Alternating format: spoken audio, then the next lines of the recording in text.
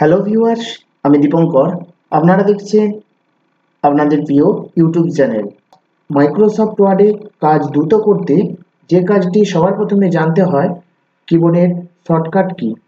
কিন্তু মাইক্রোসফট ওয়ার্ডে কোন টুলসের কি শর্টকাট সেটা আমরা জানি না। তাই আজকে এই ভিডিওতে মাইক্রোসফট ওয়ার্ডের সমস্ত শর্টকাট কি বের করার পদ্ধতি বলবো। আপনারা ভিডিওটি স্কিপ না করে দেখতে থাকুন। স্কিপ করলে হয়তো কোনো অপশান বাদ পড়বে। তবে চলুন শুরু করি।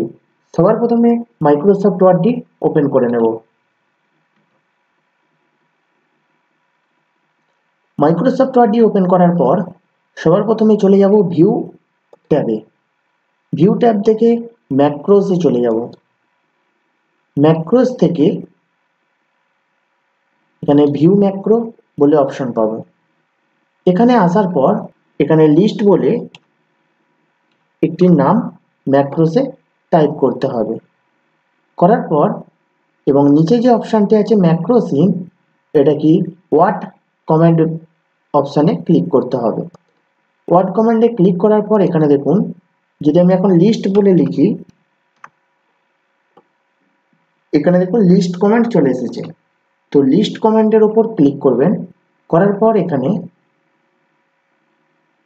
রান অপশানে ক্লিক করবেন।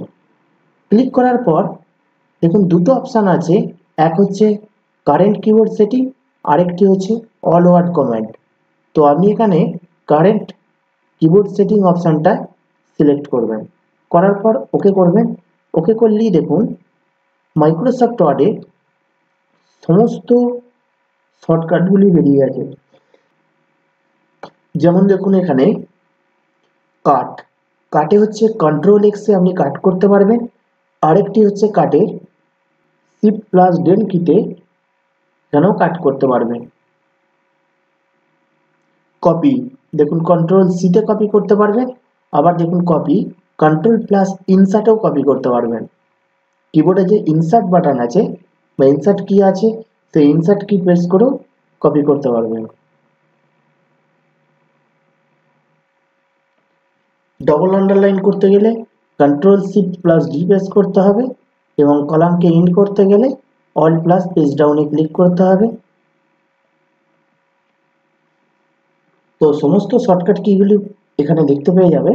তো এই শর্টকাট কিগুলি আপনারা একটু নোট করে নেবেন বা একটু জেনে নেবেন, তাহলে মাইক্রোসফট ওয়ার্ডে কাজ করার সময় আপনাদের কাজগুলি অনেক ইজিভাবে করতে পারবেন।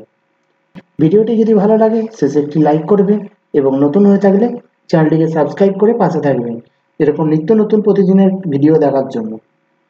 সবাই ভালো থাকবেন, সুস্থ থাকবেন। দেখা হচ্ছে পরবর্তী কোনো ভিডিওতে।